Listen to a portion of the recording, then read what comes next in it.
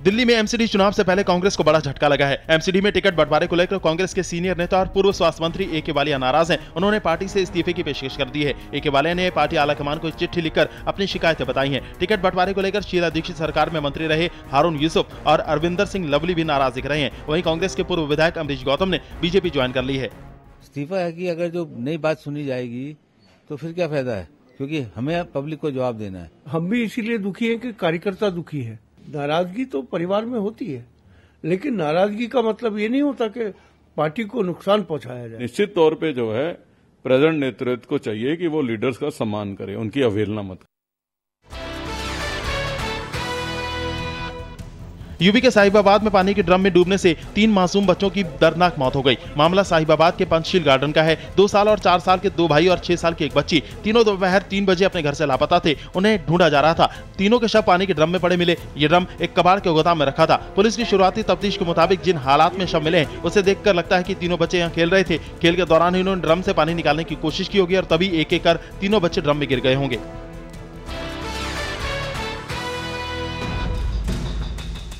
दिल्ली के नजफगढ़ इलाके में एक महिला की सरेआम गोली मारकर हत्या कर दी गई। वारदात शाम करीब 5 बजे अंजाम दी गई। 46 साल की मंजू अपने ऑफिस से घर लौट रही थी। नजफगढ़ के साईं बाबा मंदिर के पास पहुंची थी, तभी बाइक पर आए एक अज्ञात युवक ने मंजू पर फायरिंग कर दी। मंजू को 3 गोलियां लगी। उन्हें फौरन अस्पताल ले जाया गया, लेकिन रास्ते में ही उन्होंने दम तोड़ दिया। मंजू के परिवार का आरोप है कि मंजू की हत्या उनके दामाद प्रदीप सोलंकी ने करवाई है। हालांकि प्रदीप फिलहाल जेल में बंद है।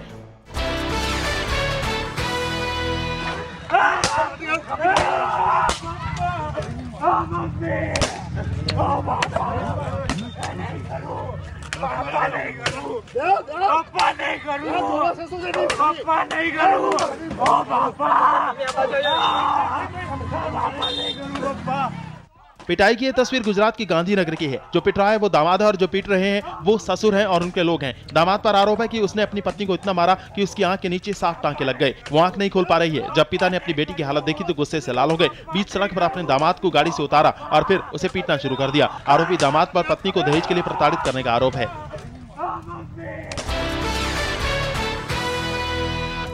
मुजफ्फरनगर में करीब 1 घंटे के एनकाउंटर के बाद 50,000 का इनामी बदमाश गिरफ्तार कर लिया गया है। एनकाउंटर के दौरान बदमाश मुर्तलिब को गोली लगी है। उसे अस्पताल में भर्ती करवाया गया है। मुर्तलिब जेल से फरार हो गया था। एनकाउंटर के वक्त इसके बाकी साथी भाग निकले। आरोपी बदमाश पर लूट और हत्या के 28 मुकदमे दर्ज हैं।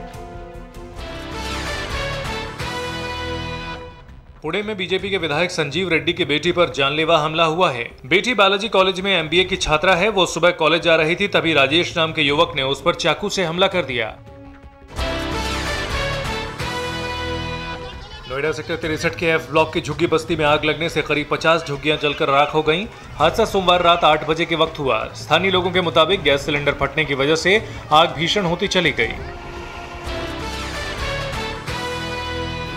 रूस के सेंट पीटर्सबर्ग में मेट्रो में हुए धमाके में मरने वालों की तादाद 11 तक पहुंच गई है, जबकि करीब 50 लोग इस धमाके में जख्मी हुए हैं। अभी तक धमाके की वजह का पता नहीं चल पाया है।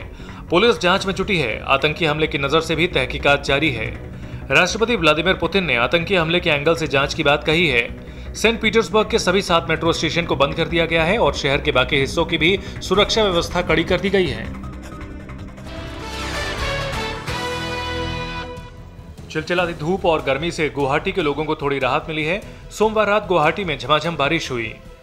मार्च के बाद अब अप्रैल के पहले हफ्ते में भी लगातार बढ़ रहे तापमान से परेशान गुवाहाटी के लोगों के लिए बारिश राहत लेकर आई है। तो वहीं श्रीनगर समेत कश्मीर के कई इलाकों में बारिश और बर्फबारी का अनुमान है।